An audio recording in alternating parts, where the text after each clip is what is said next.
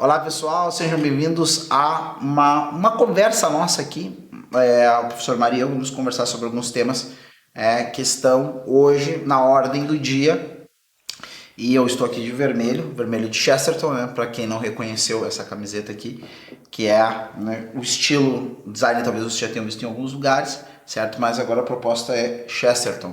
Conheça a Sociedade Chesterton Brasil, conheça os nossos livros, vá lá na livraria do Instituto de São Vítor e conheça os livros de Chesterton. E agora, como a gente está no momento de conclave, né? Vermelho também é uma cor que cai bem. Pois é, verdade. Vermelho é a cor que as pessoas que estão na ordem do dia também estão usando. Então, e eu tenho me divertido particularmente com algumas coisas que acabam aparecendo assim, na mídia nacional, sobre tentar, é claro, a gente tem um jornalista, ele está sempre tendo que falar de vários assuntos ao mesmo tempo, né? Então o que acaba acontecendo é que volta e meia o cara larga uma pauta para ele, tem a ver com igreja, com conclave, tem a ver com física quântica, tem a ver com política. A gente já tá falando do filme do Dan Brown. Então, aí é que tá o que tem a ver, né, inclusive, né, os Anjos e Demônios. Anjos e Demônios, um conclave. No caso, o Papa foi morto, depois a gente descobre que o Papa foi assassinado, no caso, pelo Camerlengo. Pelo Camerlengo dele. Bom filme, inclusive, né? Um filme... Não tem nada a ver com nada, mas eu acho um filme legal, assim, de investigação e tudo, né? É interessante, tem coisas que, na verdade, se você se desprender daquilo que é o mundo real, o que é a proposta daquele conceito que a pessoa está lidando... Não, desprende tudo. Desprende tudo, né? É o conclave aleatório do mundo possível. Então, às vezes a gente tem... O pessoal comenta isso, eu tô aqui com o livro do Hobbit, tá? E aí, isso é um problemão. Toda coisa que tem um fundamento no mundo real, que se transforma em filme, sempre já vai dar alguma polêmica, alguma crítica, né? E o Hobbit, eu sofri muito desse problema. As pessoas às vezes falam isso pra mim, eu gostei muito do filme do Hobbit. Gostei muito do filme do Hobbit? Isso. Eu nunca ouvi essa frase, né? Não, tem gente que me fala. Sério, existem essas pessoas. Tudo bem. As pessoas... Gostou? Tu gostaste? Gostaste do Hobbit? Eu nunca vi, eu não estou fazendo nenhum julgamento, mas eu sempre ouvi as pessoas falando mal do filme. E eu assisti e não gostei. Porque é uma trilogia, pra vocês terem uma ideia, Senhor dos Anéis, dá mais ou menos mais de 1000 páginas, daí fizeram 3 livros. Esse livro aqui, eu tô com a edição brochura em inglês, tá? Ele dá 400 páginas no máximo, e aí tem em português deve dar umas 420 páginas. E assim, fizeram 3 filmes também, então é óbvio, os caras vão encher o de linguiça, vão botar coisas que não fazem sentido pra quem tá ligado o quê? No mundo do Tolkien. No caso, eles inventaram coisas? Tem coisas que eles inventaram, tem personagens que eles colocaram que não existe, tem eventos que não existem, tem condições que não existem, por exemplo, tem, se eu não me engano, porque eu vi os filmes, mas tem uma hora que tu começa a se desligar do que tu não gosta, né? Aí eu vendo o filme, e aí tem uma hora que começa a rolar uma fera entre um anão, né, e uma elfa, tá? E até algumas pessoas quiseram fazer alguma referência à questão das relações interraciais, e o período da consolidação dos direitos civis e tudo mais, preconceitos que haviam em relação a pessoas de etnias diferentes se relacionando. Mas na história do Senhor dos Anéis não é esse o sentido, são 2 povos com destinos, como é que a gente pode falar isso de uma maneira que todo mundo compreenda? Imagina assim, destinos sobrenaturais, o destino que Deus dá para cada ser no mundo, tipo anjos e seres humanos. São 2 seres inteligentes ambos, com vontade ambos, mas com lugares no mundo definitivo, no mundo que há de vir, com destinos diferentes. Então é a mesma coisa, bom, tem filme disso, é a mesma coisa que um anjo se apaixonando por um ser humano. Tem filme. Tem um filme com a Meg Ryan, alguma coisa assim. Cidade dos Anjos. Acabou comigo, acabou com o meu argumento. E o pior que faz sucesso, né? O pessoal acha legal. Não, é o Nicolas Cage? O Nicolas Cage. Aí como ele se apaixona, ele decide fazer um estágio de ser humano. Né? Se você não viu esse filme, não veja, não estou recomendando. Por que não? Acho que a trilha sonora é uma das melhores músicas dos anos 90, que é Iris, do Google Dolls, né? Então veja aí, tem que assistir, né? eu acho que é bom. Eu não vi, também não vi, tá? Mas é que a trilha sonora é legal. Eu vi, mas não me lembro. A Meg Ryan que sumiu na minha percepção de coisas de cinema. Sumiu. Nunca mais vi. Eu não sei se esse foi um dos últimos filmes que eu me lembro dela fazendo. Ou se teve algum filme posterior da Meg Ryan. Pois é, bem observado. Mas... Que era uma atriz que eu associava. Tá, mas no Tolkien não tem esse relacionamento élfico com até porque... Não tem como. Aliás, por exemplo... Não tem porquê. Não tem... E até existe uma rixa entre as duas raças, né? Que dá pra ver no Legolas e no como é que é? Gimli, né? Gimli, isso. Eles têm uma rixa, né? Explicando muito rapidamente para isso não virar aqui um bate-papo só sobre Tolkien, mas é muito simples. O deus do mundo do Tolkien, ele vai criar os seres humanos, primeiro os elfos, depois os seres humanos. E aí tem uma divindade menor lá que, fica super afim de que surjam, né, os elfos e os homens, e ele decide adiantar o processo. E aí ele cria com os recursos dele um outro tipo de ser também inteligente, com vontade, mas é do que ele lembrava mais ou menos que era o ser humano e os elfos. Então, do arquétipo. Alguma coisa daquele tipo. Agora, o elfo e o humano, no fundo, eles são como irmãos, né? Agora, o anão é uma outra coisa. Então, tinha essas coisas assim, e eu ligado no mundo do Tolkien, mundo originário lá de onde ele se inspirou, aí dá pra falar isso. O Hobbit é inspirado no Hobbit. Ele não é alguma coisa que o cara tava pretendendo que seguisse, sei lá, um cânone, uma regra, né, do Tolkien. Mas tem gente que diz assim, Rodrigo, como um filme de aventura, como um negócio para passar tempo, é bem legal. E eu disse assim, eu não consegui fazer essa abstração. Entendeu? Eu ficava... Por quê? Porque eu fui assistir o Hobbit porque eu amo a obra do Tolkien. Aí o cara vai lá e faz um negócio que vai contra a obra do Tolkien. Então minha motivação vai indo meio que por água abaixo. Eu não consegui isso fazer é a discussão do cinema, que é a adaptação, né, que vai adaptar um filme, daqui a pouco até um jogo. Principalmente jogo de videogame, vejo o pessoal reclamando que eles fazem uma adaptação completamente livre, que totalmente, assim, pega o nome dos personagens, o jogo foi, sei lá, hypado e tal em algum momento, aí eles pegam o nome do jogo, o nome dos personagens, fazem uma história assim, quase só roçando levemente né, princípios gerais da história, e a pessoa fica... Eu também não entendo isso, né? Eu acho mais fácil lá adaptar de uma vez o jogo ou o livro, né? Depois não funcionou, o cara faz, mais tarde faz uma adaptação, muda uma coisa aqui, outra ali, mas... Né? Eu não vejo por que ter que fazer... ter que ter essa criatividade toda no roteiro, assim, porque senão... Sei lá, eu acho que é uma coisa do roteirista, né? Eu não vou simplesmente adaptar, eu tenho que colocar algum ingrediente meu, assim. Cara, Panha tem dois exemplos disso. Existe uma coisa que é de arrancada, tá?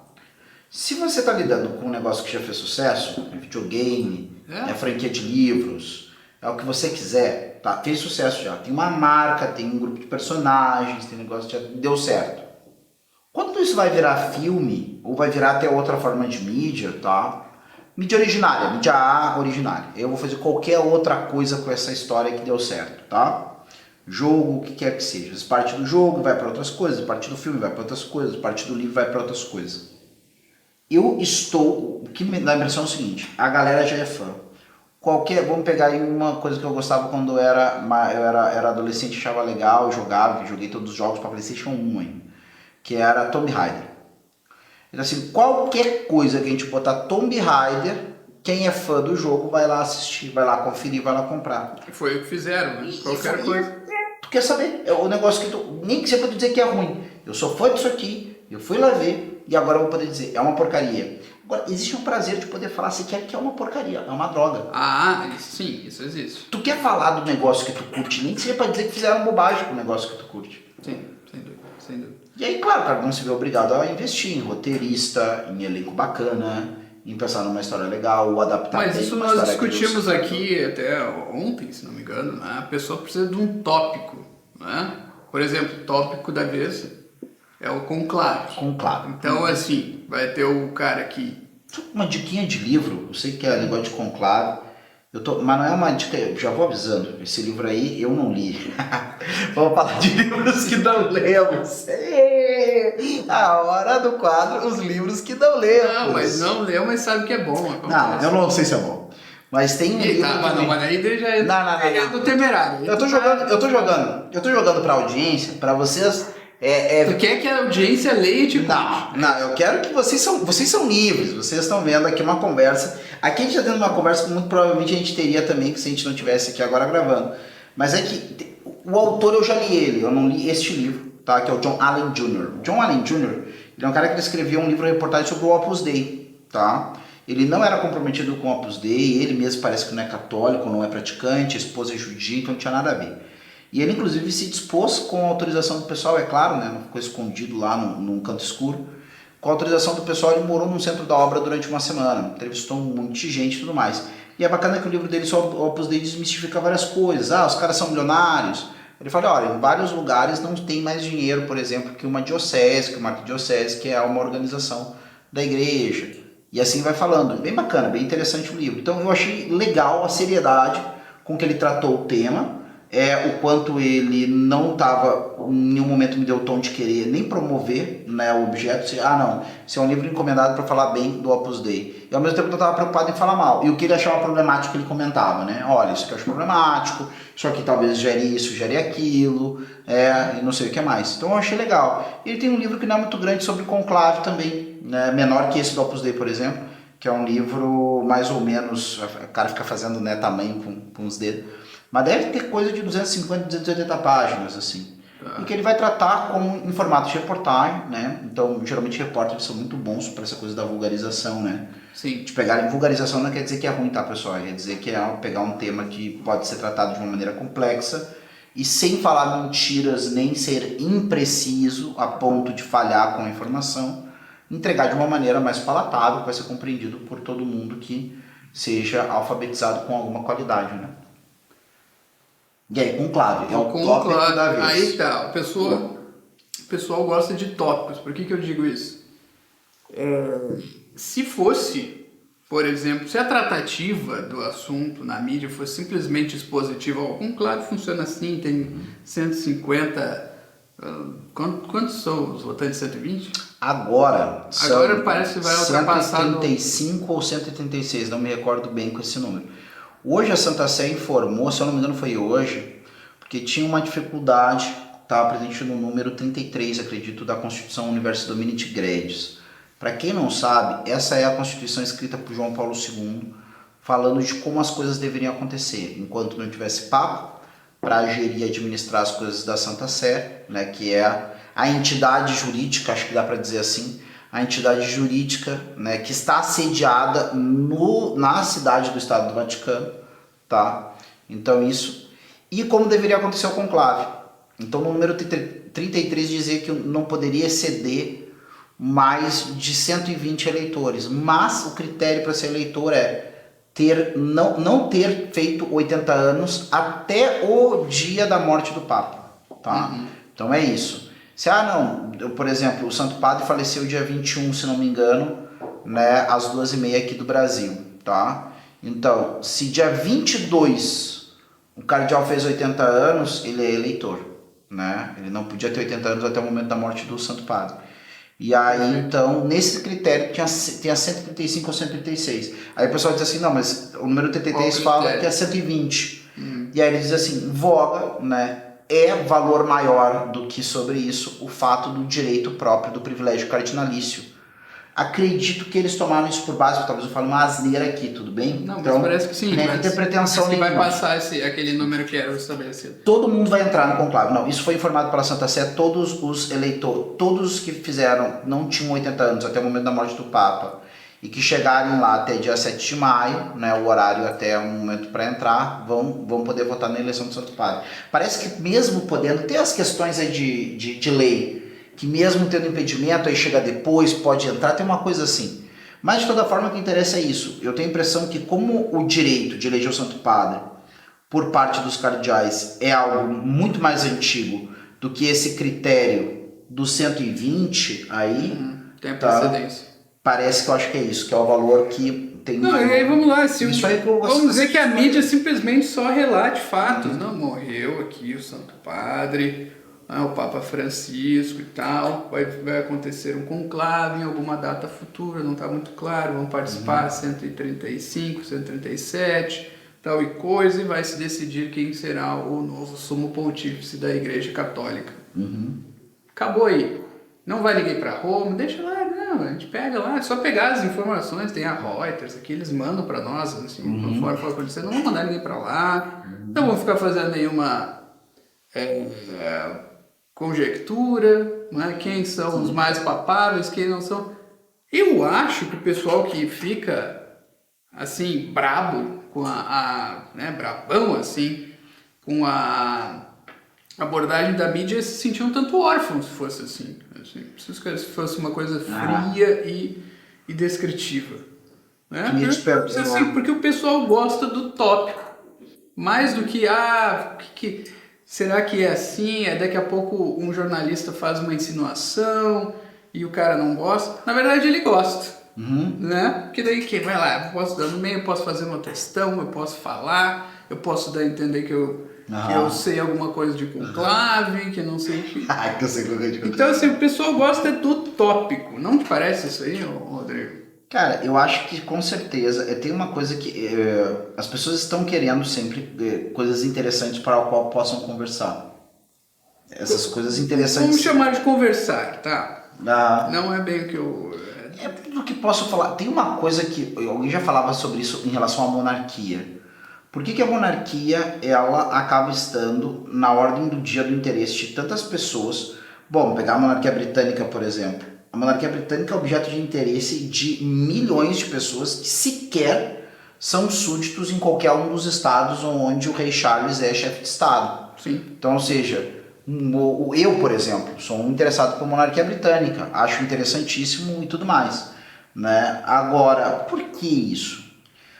Não, mas tu é um historiador, tu gosta da história. Gosto, é isso, exato. Agora, o fulano das Couves, Zé das Couves, Zé das Couves. O Zé das Couves não vai ser tanto, a Maria das Couves.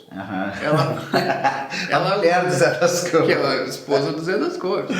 Ela gosta porque vê naquilo uma espécie de novela. De novela, claro. Que de volta e meia reaparece. Assim, é uma novela que às vezes fica dormente por um tempo e tal, mas daí surge um novo capítulo, assim, de vez em quando. O príncipe vai se separar, teve uma briga conjugal. Tem uma amante na jogada. Tem uma amante. Isso. Né? Tem uma projeção, né? E agora... Quem já sofreu algum problema? Pô, se até a princesa tá tomando um chifre, que dirá eu? Exato. Essas coisas assim. Às vezes o cara se acalma e tal, até o príncipe, né, cara? O cara olha para um aristocrata e isso, sofrendo uma coisa semelhante a tu. Quem é que tá livre, né? O cara até se alivia um pouco aí do peso. Exato, né? Da vida. Da testa, né? Exato. Então, assim, o pessoal gosta disso. Eles ficam brigando com a mídia, como se fosse, porque a mídia não é isenta, porque a mídia tem uma agenda e tal, não sei o quê. Mas, cara, no fundo, gosta que eles criam, porque quem cria é a mídia, não é? Quem cria, Ela vai lá e cria uma narrativa própria dela. Daqui a pouco, assim, como vai ser o sucessor do Papa Francisco, né? Será que vai ser um sucessor que vai seguir o legado do Papa Francisco ou não? E aí já começa uma celeuma. O cara vai falar, não, é o sucessor de Pedro, não é o sucessor do Papa Francisco. Eu pergunto, eu vou te calar, que categorias o cara vai usar para falar disso? Pois é. Como vai ser o sucessor do Papa Francisco? Aí o que ele vai começar a falar? Para dar características. Tu diz quem, no caso? A mídia. A mídia normal, a mídia comum. O cara que não manja de igreja. Alguém falou assim, o legado de abertura do Papa Francisco. Perfeito. Por exemplo, né? O legado vai lá. Eu poderia ser um cara que manje, um católico piedoso, um cara que manja, um cara que tá passando a coisa sobrenaturalmente, né? Então é aquela coisa que eu até falei em legado. Mas a partir daí vai começar a tentativa de elencar o Papa dentro de categorias que não se aplicam ao mundo religioso. Sim. É progressista, é conservador. Primeiro que progressismo e conservadorismo são, de alguma forma, escolas com alguma filiação filosófica dentro do mundo político. Bom, tem política dentro da Igreja Católica? Bom, qualquer coisa que se administra com uma autoridade organizada, é objeto de uma reflexão política. Sim. Mas falar de política na igreja e falar de política no mundo civil são duas coisas diferentes. Aí tu começa a usar essas categorias. Não poderia ser uma coisa simples, né? O Papa é conservador ou sim, isso é uma categoria que se aplica da mesma forma que o Macron é conservador Exatamente. Mas ele tá fazendo os amiguinhos. Se o Papa é considerado conservador, ele tá amiguinho de quem? Ele é amiguinho do Trump, ele é amiguinho do, sei lá, o outro lá que é considerado conservador. Tu faz assim um elenco das figuras conservadoras da tua cabeça e tu coloca o Papa lá. Esse Papa aqui vai ser amiguinho de tal e de qual, e você vai associando. Então já existe o problema de que não pode ser, nem deveria, né, se usar. Essa não deveria, em primeiro lugar, não deveria ser a primeira categoria que tu vai pensar quando tu pensa no Papa, assim, conservador ou progressista. Não deveria. Né, de alguma forma é. Acho até para nós, assim, que a gente tenta evitar um pouco isso, mas a primeira coisa que vem é isso, ele é conservador ou progressista. Isso, é uma categoria política, não é? Que a maneira como o pessoal tem encarado algumas questões de como... Tem uma expressão que eu acho que as pessoas têm que guardar na cabeça dela. A igreja está sempre em processo de reforma, né? Não, porque houve a grande reforma do Concílio Vaticano II. Sim, um momento profundo desse processo de reforma. Mas, gente, reforma estamos nos reformando agora. O meu corpo está fazendo coisas para manter ele vivo e fatalmente isso vai levar a que umas coisas sejam descartadas, outras sejam conservadas. Não, mas peraí, acho que é o João Camilo de Oliveira Torres que define que o conservador é o cara que faz reformas. Então, exato, ele é um reformador. É um reformador, ele não é nem o progressista que derruba, ou revolucionário que derruba tudo para instaurar um novo, completamente diferente. E também não é o reacionário que quer manter uma ordem do século XII, ou XIII, ou XIV, ou XV, ou XVI, qualquer um que o cara escolha. Perfeito, isso. Não, segundo um teórico conservador do conservadorismo, é o cara que faz reformas para, né, manter aquilo que sempre foi visto como bom, aquilo que sempre se acreditou, sempre em todos os tempos, né? Mas é preciso ir reformando. Sempre, exato. Assim, tanto o aparato do Estado, tanto a própria vida, tanto a vida comunitária, tanto a vida de uma cidade, num bairro, tudo tem que ir fazer reformas para manter igual, assim, o essencial, não é? Perfeito. É assim que o cara vê. Mas, bem, isso é categoria política, né? Qual seria uma categoria que nós devêssemos pensar em relação ao Papa? Mas antes disso, né, nós pensamos na categoria política. Mesmo assim, dá para encarar alguns papas dentro do espectro político, né? Secundariamente, assim, né, fazendo uma análise que deveria ser bem cautelosa e tudo mais, daria para fazer isso, né? Agora, por quê?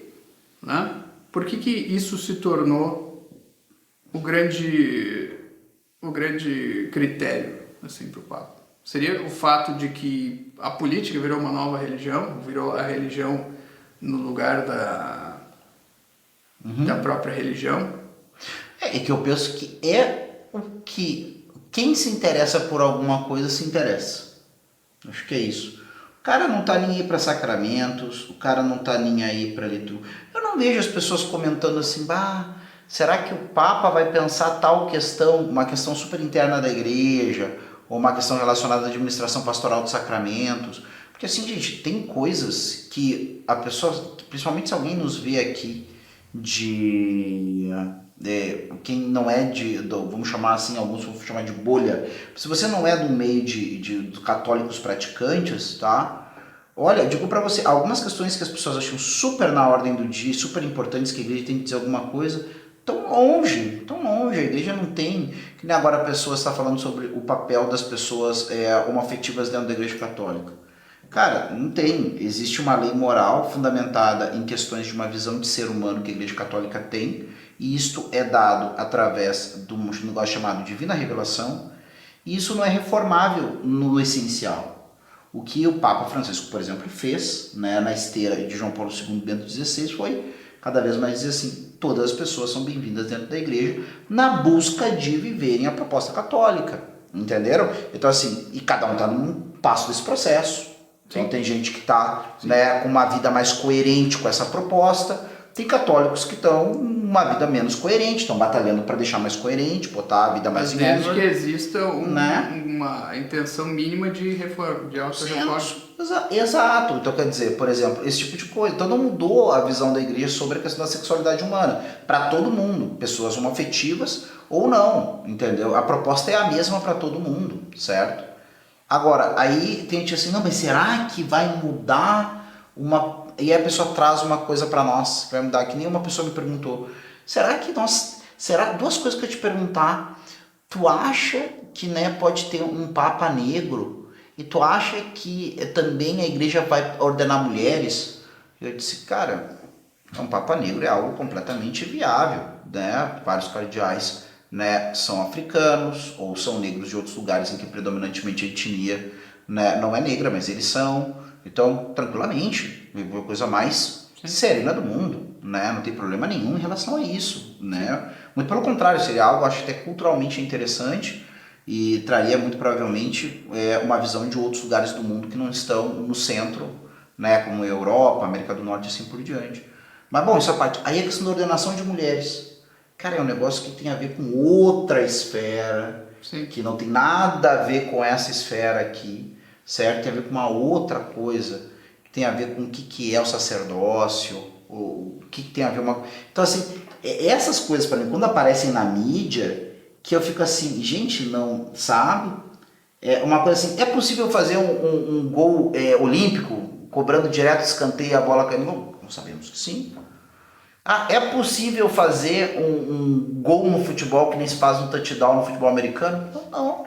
Tá, mas aí não é da regra do jogo. Aí que entra, assim, o cara leu essa manchete, os caras fazem isso. Daqui a pouco não é nem por malícia que um jornalista escreve isso. Não, eu acho que não. Ele realmente é um babaca, assim. Não, a igreja pode mudar isso aqui, porque E eu sei que não pode, mas tô querendo esculhambar. Não, o mundo está mudando e não sei o que. Cara, Isso. não é um argumento, mas beleza. Agora, por que o cara que lê, o católico que lê, acha que isso é uma coisa muito importante, que realmente o jornalista falar isso vai mudar? Não, vai fazer a igreja isso. repensar ou alguma coisa assim. Isso é o mais estranho, assim. Então, ao ponto de ele se inflamar e tem que ir lá e fazer a questão. Mas então, vou pegar a tua premissa antes. Porque se ele não falar aquilo, talvez alguma coisa possa acontecer para a igreja. Então a igreja depende da tua reação no Instagram, por exemplo. Não pode ser isso, porque se a igreja depende disso, a igreja está mal. Nada. Né? Ninguém vai, é muito difícil. É só se o cara, Deus já está tocando no coração do cara já há algum tempo, aí ele vê uma dessas reportagens da mídia comum, falando de Deus, falando da igreja, dá alguma coisa no coração do cara, porque o cara vê uma imagem, vê o Papa Francisco andando, né, sozinho na Praça de São Pedro em meio à pandemia. Aí o cara fica mas aquilo é Deus agindo e faz. Podia ser ele passando na frente de uma igreja, podia ser a morte de um parente, e aí ele vai lá no velório e vê uma exéquia e aquilo toca o coração dele. Podia ser qualquer coisa assim. Sim. Então não depende disso. Mas o que me chama a atenção é o seguinte: vamos imaginar, a gente estava comentando aqui no começo a Champions, né? Eu particularmente estou acompanhando o Arsenal aí para ver se leva... É inglesinho até o fim, assim, tem que ver essa porcaria dessa Premier League, tem que ganhar a Champions League. Não, e a Premier com certeza não vai ser o time mas tem sido, o Arsenal não leva. Eles ganharam. Eu acho que quem tu acha que leva a Premier? Eu acho que é o Liverpool, não tem muito o que fazer não. Premier League? Não. Isso, a Premier, não a Champions. Não, mas eu vejo de longe, assim, mas eu acho que eles estão em primeira meio disparado. Estão em primeira com, sei lá, uns 13 pontos e tem, sei lá, tem umas 4, 5 jogos ainda, mas o Arsenal só pode matar e perder. Desde que o Manchester United caiu e virou um clube de Liga Europa, eu larguei. Como é que o Então, assim, só fazendo um parênteses assim no assunto. Importante. Por que o Manchester decaiu tanto, cara?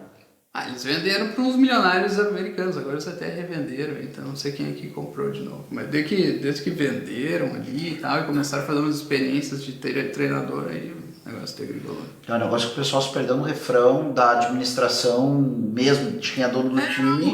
Me pareceu que começou a fazer muitas invenções em termos de treinador e até de jogador contratado, assim, né, pessoal? Mas treinadores de fora, muitos estrangeiros, assim, até de jogadores, Então, não sei. Porque eu só ouço falar do City hoje em dia. É. Que por sinal, pelo que eu ouvi falar, ele é parelho. Eu achava que o City era bem mais jovem, mas é mais ou menos da mesma época os dois.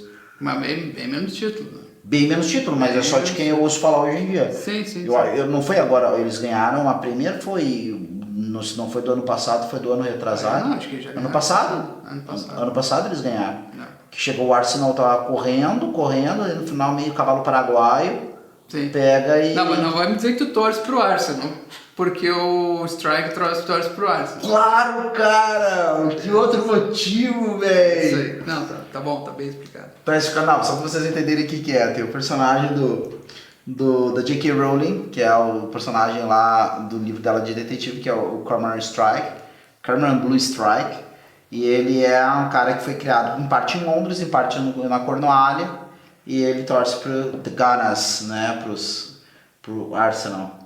E tem até um negócio lá, tem que eles falam, né, a disputa deles da região norte de Londres, é eles contra o Chelsea, eu acho que é. Provavelmente. Pode Eu não ser. sei como é que se distribui bem os times em Londres. Não...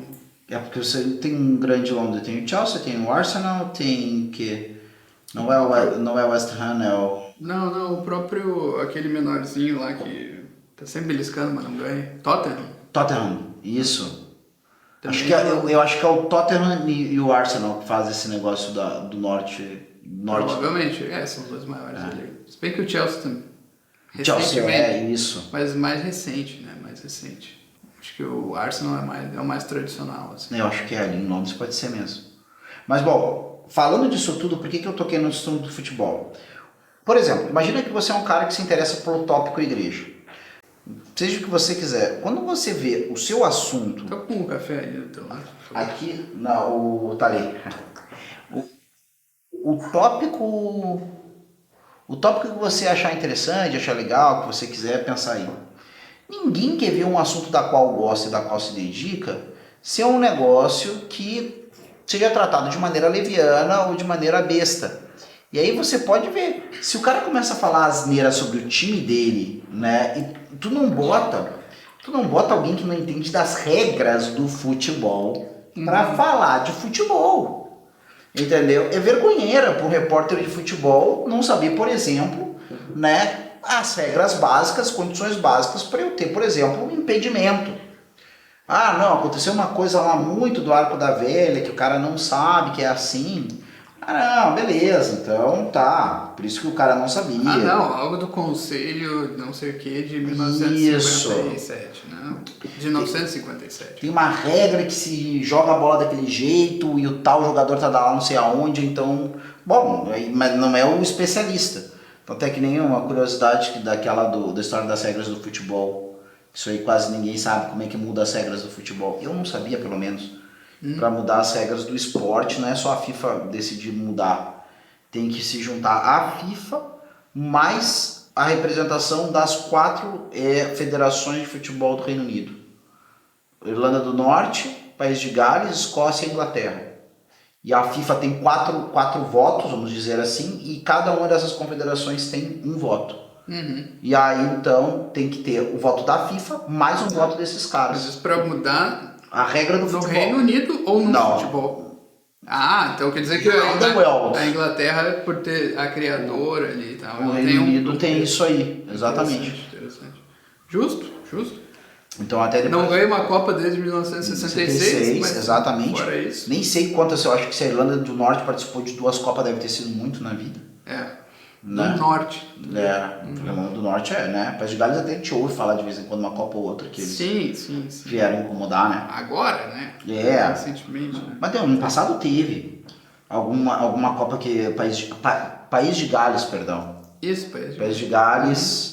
Mas Bom, mas aí tópico então conclave. Então às vezes a gente vê... O que eu tô querendo dizer é isso. O que às vezes deixa o cara que é de igreja meio perplexo com a mídia é que às vezes parece que os caras não sabem a regra do jogo ou só querem te dar... Mas claro, né, cara? Também tem uma coisa que qualquer pessoa de bem percebe, que é o seguinte. O cara tá querendo audiência pra notícia dele. Ah, pois é. Né? É o ponto de vista dele. Como é que ele vai criar essa audiência? Total. simplesmente falando das regras do jogo, não tem graça, ninguém fala Ninguém vai ver um programa de TV sobre as regras do As jogo. regras do jogo, isso. Não, ele quer saber como é que tá o jogo. Como é que tá a distribuição dos caras de área. Não, já saiu uma... Como é que chama? Assim, uma pesquisa, né? Já foi feita uma pesquisa, já se tirou o clima ali, ó, em primeiro lugar tá o fulano de tal e não sei o que, mas tem um cara que tá correndo por fora, então altas articulações, é isso que o pessoal quer ouvir, a novelinha, né? A história, a chamada narrativa, né? Claro. O pessoal que era narrativa, que é isso. É que é uma historinha, seja ela verdadeira ou não. O cara que é um Big Brother Papa, né? Big Brother, pá. Quem é que são os Então, caras? já tá todo mundo pronto pra... Entra numa casa que fica recluso. E outra coisa que os caras não pensam é que a audiência dos meios de comunicação não é o católico. É o cara que assiste o Big Brother. É o cara que assiste o Big Brother, ele vai pensar em categorias de Então o cara acha assim que o jornalista tá falando pra ele, católico. Isso. Né? Mas não, cara, ele não tá nem aí pra ti, ele quer contar a história, uma suposta história que supostamente está acontecendo no conclave, que nem começou, né? No pré-conclave. Pro pessoal que gosta dessas histórias contadas pela mídia, que é a audiência dele, né? Então, o que adianta ficar muito bravo, não é? Com relação a isso. Eu vi uma galera falando sobre o que dá pra aproveitar. Bom... Que diz que tem várias coisas interessantes de aproveitar. Eu achei bem interessante, mais de uma pessoa falando isso, assim, dentro de... E agora eu vejo, por outro lado, o pessoal da internet, né, que não é da mídia, mas que tem tem um perfil, alguma coisa, e o cara vai lá e faz a mesma coisa, só que é o contrário. Ele tira a informação da onde que o cardeal fulano de tal... Tá com chances, não tá com chances. Porque ele... Cara, e ele só pode ter lido isso onde? Na mídia. Cara, e começa a desenterrar a história, né? Aí eu já começa a desenterrar uma história aqui, outra ali. Fulano de tal, não, porque ele fez tal coisa, porque ele agiu desse jeito, porque dizem que ele tinha não sei o que mais, porque diz que ele tinha relação com não sei quem lá onde, e aí deu um problema no IOR lá, que é o Banco do Vaticano, e não sei o que mais que aconteceu, e porque dizem que ele tem o rabo preso com não sei quem lá. Maçonaria sempre vai entrar na jogada, sempre. Agora a pergunta... Porque a maçonaria fez uma nota lamentando a morte do Papa Francisco. Obviamente ele era maçom, né? Então os caras vão começar a levantar esses Ou se não era maçom, é progressista. Afinal de contas, a maçonaria elogiou o Papa, a atuação do Papa e tal. Então, no fundo, tu vai perceber que... Aí a gente tá falando isso, né? Agora, se o Trump lança uma nota e diz estamos tristes aqui pelo passamento do Papa Francisco, que foi um grande Papa... Ele, como chefe de Estado dos Estados Unidos, não só lançou, como foi até lá, né? Sim, tem que lançar. Aí o Trump disse que ele foi um belo Papa, ou outro conservador, e a maçonaria disse que foi um belo Papa. Ele é conservador ou progressista aí? É isso que eu ia comentar agora, cara, porque assim, tem um fato, por que eu digo pra vocês que é muito, não se aplica essas questões também que as pessoas chamam de progressismo e conservadorismo, né? Conservadorismo, novamente, eu repito, é uma filosofia política que tem o seu elenco de certos elementos, né, vou chamar assim, dogmáticos. E algumas vezes, se você vai cotejar com certos valores cristãos, nem sempre a coisa bate. Que começa na Revolução Francesa, né? Exatamente. Então, naquele pior evento de todos os tempos. Exato, quer dizer, às vezes até eu me pergunto o quanto, na verdade, não deixam de ser coisas que você tem que ir para trás, né? Se você tem certos valores que precisam ser restaurados, que estão para trás dessa dicotomia progressismo, conservadorismo, né? Sim. Então, mas isso é uma outra discussão. Não, essa é uma outra discussão, mas até a questão de visão de mundo, né? Isso. Porque, assim, outra nuance dessa história, né? E geralmente do lado conservador. Se vier um Papa progressista, é o fim dos tempos. É o fim dos tempos. Aí tá acabando, Profecia de São Malaquias. Vai aguentar, profecia de São Malaquias, a igreja não vai aguentar, não sei o quê. Só pra dizer, não tem história nenhuma. Cara, só um pouquinho, cara. Vai ler a história dos papas na Idade Média, mas assim, lê só de orelhada, só assim. Só de orelhada. Pega, cara... Tô dizendo pra tu entrar, assim, história de Daniel Hopes, não sei o quê. Não precisa ler os 10 volumes, né? Não precisa ler os 10 volumes, né? Ultimamente uma turminha que tem me interessado São os Borgia, né? Tem uma moda aí grande, teve série aí Gosto, pessoal boníssimo. Jeremy Irons, Companhia Limitada. Ah, eu lembro dessa série. Isso. Começar a parceira do Strike ali faz a Lucrécia Borgia, inclusive. A Holiday Granger. É ela? Ela mesmo, mais jovem. Mas assim, ó, por que me chama a atenção isso? Interessantíssimo. Ela faz a Lucrécia. Ela faz a Lucrécia. Que barbaridade. Não, e aí assim, eu não assisti a série particularmente porque, do ponto de vista moral, a série é bem problemática, tá? E eu não tô falando que porque é claro que os Borgia fazem coisas imorais. Só que a gente sabe. Só não precisa mostrar, né? Vou mostrar as coisas que as pessoas a gente pode falar com isso, sempre procurando ser modesto, né? Na maneira de falar dessas coisas. Que nem o Roma, mas HBO, né? Que acho que ali até eles exageram, né? Eu acho. Não era tão assim. É aquela coisa que o cara achava, a série histórica é uma coisa tranquila, né? Pra ver a família tradicional brasileira. Aí quando tu vê, aparece aquelas. E assim, ó, é uma série que o sujeito tá assim, ó, tá ali. Agripa, tá ali Mecenas, tá ali Augusto batendo um papo sobre, né? Vamos fazer o quê? Vamos articular não sei quem, vamos expurgar não sei quem. Não sei quem. Do nada vem essa cena assim, explicitíssima, né? Do imperador trabalhando para produzir um herdeiro, sem aviso nenhum. Então, tipo assim, é aquele tipo de coisa que você tem que assim, agora tu tem que te cuidar com qualquer série, porque a série necessariamente, às vezes aparece mais 18, beleza, tu já entendeu que vai ter esse tipo de coisa. Mas às vezes a série não tem uma classificação restritiva para menor de idade. E quando vê, aparece coisas que com certeza você não queria. Tem a opinião do Magister que alguém teria que, alguma alma, né, que disposta a se expor a isso, teria que ir lá e cortar todas essas partes e fazer edições. Foi uma edição, né, exatamente censurada disso aí. Às vezes tem às vezes até pessoas que se esforçam para fazer esse tipo de coisa quando acham que algum conteúdo traz várias coisas que são produtivas, né? Mas a gente fala dos Borgia, e aí, claro que também tem uma coisa que é um papo que os tradicionalistas gostam muito, né? O Bonifácio. O Rodrigo, o Rodrigo Borgia, eu tenho o Bonifácio VIII. Que é o Bonifácio VIII. Assim. Que ele escreve a Unam Sanctam. Que pra vocês terem mais o pessoal, os tradicionalistas adoram, tá? Ele teve 8 filhos, mas fora isso, ele foi um grande papa. Tudo bem, isso acontece. Eu não sei do Bonifácio VIII, da questão de vida moral dele. Quem é que foi que teve vários filhos? Quem teve vários filhos foi o Rodrigo Borgia, que é o Alexandre VI. Alexandre VI, tá? Então é isso. Isso. Que ele teve vários bastardos, mas ele tinha que eram conhecidos mesmo, que era o César, o César Borgia, a Lucrécia, e eu acho que eles tinham mais 2 irmãos aí na jogada. Inclusive, se eu não me engano, o César tinha uma disputa com esse irmão, aí parece que um desses irmãos morre e o César é acusado de ter maquinado para a morte do irmão, e aí é tratamento dos inimigos, porque uma coisa que às vezes a gente não entende... E o César, é pro César Borgia que o Maquiavel escreve o Príncipe, não é? Isso mesmo, exatamente. Ele é o cara para qual, entre aspas, se dedica ou se inspira, né? Sim. O Príncipe, né? Talvez se inspira, né? Agora não me lembro. Mas qual é o drama que a gente tem com esses papas renascentistas aí, gente? É muito simples.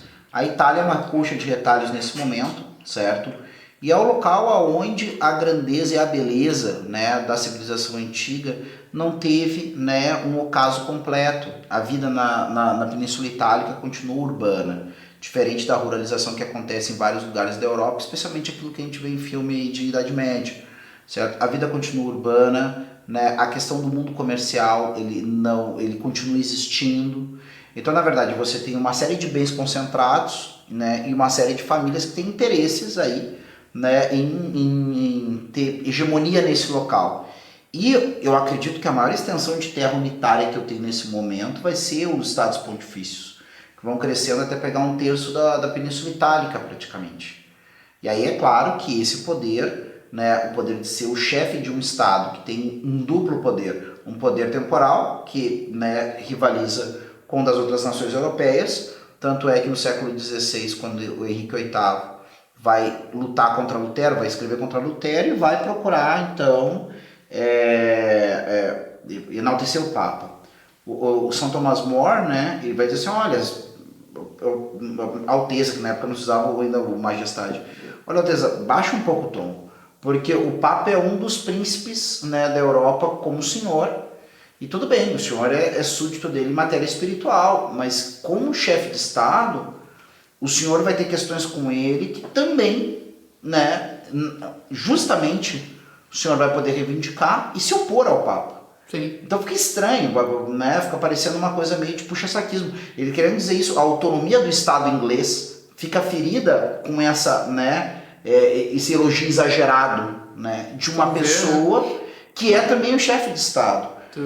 Se foi disso para minha igreja, agora é minha igreja. E aí depois é o humor pra gente ver, né? Às vezes essa coisa assim, o cara quer ser mais católico que o catolicismo. Pois é. É o humor depois que vai perder a cabeça por defender o justo direito do Papa. Ou seja, no momento que o rei estava querendo fazer uma louvação exagerada, o humor diz, baixa a tua bola. Agora no momento que o rei quis se tornar aquilo que ele não podia ser, o humor se opôs. Aí exatamente aquilo que Aristóteles fala da questão do lugar do virtuoso, né? O cara, né, que está no equilíbrio verdadeiro, né? Que não é a mediocridade, mas o verdadeiro equilíbrio. Sim. Então, esses caras aí vão ter um poder, e aí nós vamos ter dois momentos muito críticos da questão. Tem três grandes momentos, né? O século X, né, que é chamado o século de ferro para essas questões da igreja, que, diga-se, na opinião de alguns historiadores, foi, moralmente falando, em relação aos papas, mais problemático do que o Renascimento, né? O século XV e XVI, que os historiadores do Renascimento vão chamar do 400 e o 500, né? Então é mais problemático ainda. Mais problemático do que o cisma lá dos papas, dois papas. Dizem que é esse que é o detalhe. Desse tipo de coisa. Não, do ponto de vista moral, parece que sim. É. Houve algum momento no século X que a coisa ficou pior do que, para alguns historiadores, piores do que qualquer outro momento na história da igreja, em relação ao papado. Né? E aí, depois disso eu tenho a consolidação do que chamam de pontificado, o papado monárquico, né? Do ponto de vista da monarquia pontifícia, aliás, melhor dizendo, que vai ter o seu apogeu, a gente poderia considerar na figura de Inocêncio III. Se eu não me engano, é o primeiro papa que se tem registro que tem um brasão, né? Um brasão de armas. E aí o poder dele vai se estender de uma maneira muito clara, né? Inclusive submetendo estados cristãos ao seu poder temporal. Tanto é que dentro da crise causada por João Sem Terra, a Inglaterra estava se tornando uma espécie de feudo, né, do Santo Padre, né, do Vaticano, né, do Vaticano não, dos Estados Pontifícios, no caso da Santa Sé. Que é o órgão que está sendo na jogada é a Santa Sé. Independente do que foi os Estados Pontifícios, o órgão próprio, né, juridicamente falando, é a Santa Sé. E aí, depois disso, chegando até a 1303, mais ou menos, com o Bonifácio VIII, se não me engano é isso, onde ele vai escrever uma bula Unum Sancta, onde, na opinião, pelo que eu percebo, onde na opinião dele extrapola-se qualquer ideia de poder temporal dos papas. Ele quer fundar o poder temporal dele, não no fato de que os Estados Pontifícios têm o maior ou menor sucesso de administração. Está fundado no fato de que ele considera que existe uma virtude divina que obriga a uma obediência que extrapola as coisas de religião ali. Que extrapola as coisas de religião? Que extrapola as coisas de religião. Mas ele não fala, ele não fala num poder, numa autoridade espiritual? Parece, lendo a bula, pelo que eu me recordo, mas pessoal, aqui ó, ex-abundância cordes, aqui falando de cabeça. Teria que pegar e ler um bom artigo, reler a carta para falar disso com mais segurança. Mas a impressão que eu tenho das vezes que eu passei por esse assunto e pelo documento é que ele se coloca numa posição realmente como pai dos príncipes, assim, no sentido mesmo de que entendendo até uma coisa que depois vai aparecer lá na frente com uma figura que a gente pouco relaciona com o catolicismo, mas que vai entender as coisas não tão diferente, que também é a impressão que a gente tem, que é a figura do James da Inglaterra, o cara da Bíblia do Rei James, que ele vai entrar em polêmicas, que vai responder a ele, né, a Francisco Soares, com relação aos direitos divinos dos reis. Sim. E ele vai dizer, né, que, se não me engano essa é a frase dele, que a fonte da aristocracia é o episcopado. Que ele acredita que é isso, que existe uma paridade, certo, de que a ideia de uma aristocracia, a ideia de uma monarquia com um grupo de nobres, de pares ao lado deste monarca, né, que é a cabeça desse pareato, né, se dá quase como que a imagem daquilo que se existe na sucessão apostólica, Colégio dos Apóstolos, chefia de São Pedro, Colégio Episcopal com a chefia do Papa. Porque ele vai se atribuir esse direito divino de governo, né? Mas aí sim, aí o reverso da medalha. Um governo, né, que tendo fundamento temporal tem um desdobramento espiritual. Tanto é que é isso que faz ele torcer o nariz, na opinião de alguns historiadores, para o presbiterianismo escocês. Porque nesse presbiterianismo escocês não haveria um episcopado que se articularia em torno de quem? Não mais do Papa, mas em torno do rei. Sim. Agora, esse episcopado é o âmbito espiritual de uma aristocracia temporal. Ou seja, o rei tem para as coisas ele, que é chefe de 2 âmbitos. Ele é senhor, até hoje, gente, se vocês forem lá mas se vocês virem discursos, o parlamento se dirige à figura do rei assim. Nosso chefe temporal e espiritual, né? Então, e aí é isso. Ele tem 2 aristocracias. Ele tem a aristocracia, né, temporal, os lords, os duques, assim por diante. E aí tem uma aristocracia espiritual, que são o episcopado da igreja da Inglaterra. E o rei é cabeça de ambas as coisas, né? E Isso é o César, o papismo? E isso é César o papismo, né? No caso, o que o Bonifácio VIII está querendo propor? Uma teocracia, né? E aí, então, ou seja, ele, pelo fundamento dele, de chefe espiritual, ele é um príncipe temporal mais excelente que todos os outros príncipes. Parece, é uma interpretação de alguns, pode estar equivocado aqui, isso que a gente está falando também, a gente está mais conversando sobre esse assunto, né? Mas, e no caso, o reverso... um pouco no caso, assim, dá a César o que é de César e o que é de Deus dá a César também ali, porque ele é o cara. Porque Deus vai administrar melhor que César. Que é um dos elementos, né, agora, todas as conversas que a gente está tendo aqui de conclave e tudo mais, por que lida um pouco com essas questões políticas também, o pessoal se coloca? Porque eu acho que até o próprio tom que o Concílio Vaticano II deu, de querer falar das implicações da igreja e dos cristãos em meio ao mundo, Sim. Falou de questões que tocam diretamente elementos que não tem como fugir da política. Por exemplo, liberdade religiosa.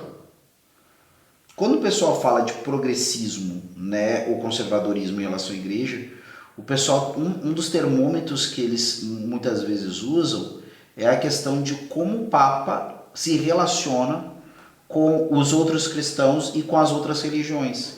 E mesmo com aqueles que não têm nenhum credo, né, não têm religião, e aqueles que sequer acreditam em Deus.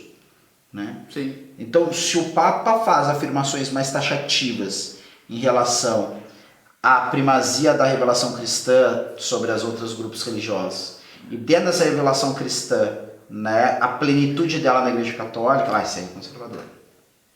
Se ele, né, enfatiza menos isso e procura mais a questão, né, de diálogo, de conversa, de criar comissões, de criar eventos que reúnam, né, a igreja e outras religiões, essas coisas todas, então ele é mais progressista. Exatamente. Né? Quer dizer, mas na verdade se a gente vai olhar, gente, não é uma coisa nem outra. Né? Abertura ao diálogo é uma necessidade de qualquer pessoa que vive de maneira saudável no mundo, e a afirmação da própria personalidade, da própria identidade é algo fundamental para que você seja alguém interagindo no mundo. Né? Exato. Então não tem como uma coisa discordar da outra. Né? Assim, o mundo ficou complexo. Né?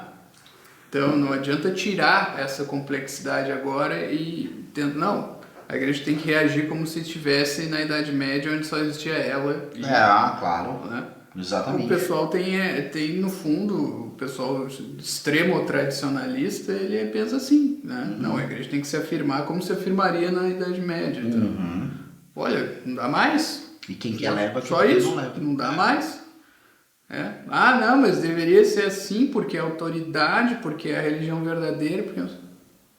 Não dá mais, exatamente. O pessoal tá cagando aí. Não tá, exatamente. Lamento, né? Assim, acho, sob certos aspectos é ruim e tal. Né? Vai fazer o quê? Né? Aí o que eu pergunto para finalizar é isso, assim, A gente perguntou, né? Por que é sempre a clave política para analisar o Papa? Acho que tu resolveste bem aí agora no final, assim, né? As duas coisas são necessárias, tanto aquilo que o pessoal chama de progressismo quanto aquilo que o pessoal chama de conservadorismo. E agora, a gente não conseguiu responder tão bem a questão qual deveria ser a clave, então fica para outra conversa, né? Qual é a clave que um cristão deveria olhar para o Papa imediatamente, se não é essa política, né? Fica a questão aí, é difícil mesmo, porque é automatizado, é quase como um óculos que o cara botou e não consegue tirar mais, assim, né? A lente que ele olha é essa, né? E por último, assim, né? Afinal de contas, o que a gente pensa importa tanto também? É isso que fica a pergunta final, né? Porque eu acho que tem que ser esse Papa, aquele Papa, assim, tá, mas isso importa mesmo, né? Faz diferença, né? Aí fica a questão aí, da parte. Para mim também, eu acho que a gente conseguiu, essa questão da aproximação em relação às duas coisas, eu já ouvi gente dizendo um processo de procurar ser mais coerente com a Igreja Católica, né? Eu já vi gente dizendo assim, olha, depois que eu procurei me tornar cada vez mais católico, muitos amigos meus pretensamente conservadores estão me achando progressistas. E os meus amigos progressistas estão me achando, né, conservador. Mas eu tô chegando à conclusão que eu sou católico mesmo. Então... aí o cara vai... Daqui a pouco eles têm... Mas eles têm um rótulo para isso também. Tu vai ser o isentão. Pode ser perfeitamente também. Então, exatamente.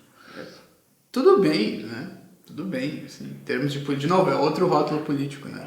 Mas daqui a pouco, em termos de igreja, é melhor ser isentão mesmo, assim. Porque o negócio não é um partido político criado há 100 anos atrás. Não é um movimento de 10 anos e tal, não, é um negócio de 2000 anos, assim. Então a tua opinião ali, pode ser que tu tenha uma opinião sobre um movimento político de 100 anos, né? E daqui a pouco a tua opinião vai ter influência, ou pelo menos ela tá correta, né? Porque dá para pegar todos os dados envolvidos na questão e dizer, tá, a tua opinião tá decente aí, né? Tu realmente conseguiste meditar e maturar o assunto. Agora, sobre uma coisa que tem 2000 anos, né, uma instituição, como o pessoal fala, é muito difícil que a tua opinião tenha relevância e possa estar certa dentro do espectro todo de 2000 anos e todo o que vai ter para frente, né? É bem difícil que a tua opinião ali no meio, nesse processo, né, nesse rio que vem correndo há 2000 anos, é provável que a tua opinião não é nem que ela tenha relevância, é que ela possa estar correta. Que tu possa ter todos os dados possíveis para tirar uma conclusão, né? Mas não quero tirar, né? Eu não quero tirar a alegria do pessoal de dar essas opiniões, né? Aí cada um por si, né? Às vezes eu acho que essa opinião do pessoal muitas vezes tem a ver com o que eles esperam para poder se interessar. Isso eu estava vendo de pessoas que falaram, né? Com relação ao Papa Francisco, a maneira do Papa Francisco atuar fez a pessoa voltar a se interessar pela igreja. Sim. Mas eu tenho a impressão que a gente, com isso eu também concluo, ficando por aqui, que a gente quer as coisas meio prontas, né? A gente já tem a solução. Claro. Esse é o problema, me parece. A gente já tem a solução. Eu já sei exatamente tudo que eu sei o que o Papa Francisco deveria ter feito. Isso, ou o que o próximo deve fazer, como eu sei também o que o próximo presidente tem que fazer, o que eu tenho que... Presidente dos Estados Unidos. Todo mundo eu sei. E o da França. O mal do mundo é que eles não me escutam. Sempre, né? É essa postura da... Então, assim, eu acho também que nessa questão, sobretudo essa questão de ordem sagrada, que é a questão da eleição do Santo Padre, cara, às vezes a gente não sabe direito o que quer de coisas muito simples, né? Que dirá de coisas tão transcendentes como, por exemplo, a Igreja Católica ou Deus que salva as almas, né? Sim. Então, é confiar na providência mesmo, e eu acho que a principal coisa para quem tem fé aí, né, é rezar. Reza aí, cara. Por que não confiam na providência? Confia na providência, né? Quem é mais sábio, quem é mais poderoso e quem é bom como Deus, né? O cara que tá querendo fazer tudo por nós, né? Ou existe providência ou não existe. E eu acredito piamente. Uma coisa que eu acredito é na providência. E ela tá guiando. É isso aí. Então é isso. Pessoal, ficando por aqui, certo? Sempre com uma mensagem de esperança, né? Pessoal, isso aí é sério. As coisas com pessoas muito capazes, né? Pelo menos pelo que poderia ser percebido, e com pessoas com gravíssimos problemas. A Igreja Católica e ainda outras coisas importantes também e que fundamentam a nossa sociedade seguindo adiante. Então, essa vontade benevolente está aí, né? E desejamos a todos que aproveitem o melhor desse tempo, certo? Agora com essa questão de conclaves e tudo mais, vai aparecer muitas imagens bacanas, muitas cenas legais aí. E uma coisa é certa, né? Assim que sair a fumaça branca ali, acabou, né? Acabou. Aí tá resolvido, aí cada um vai aparecer um outro tópico. Né? Exatamente. Fiquem tranquilos aí. Mas mais importante, né? Eu acho que essas questões são questões que se trabalham muito mais dentro do que fora. Então o negócio é isso. Aproveitem para refletir sobre as coisas perenes, sobre as coisas que permanecem, né? Isso a gente tenta incentivar também. Então realmente o que permanece. E aí o mundo vai vindo com as suas modas, seus tópicos e assim por diante. Então esperamos você para uma próxima conversa. Até lá. Tchau, tchau.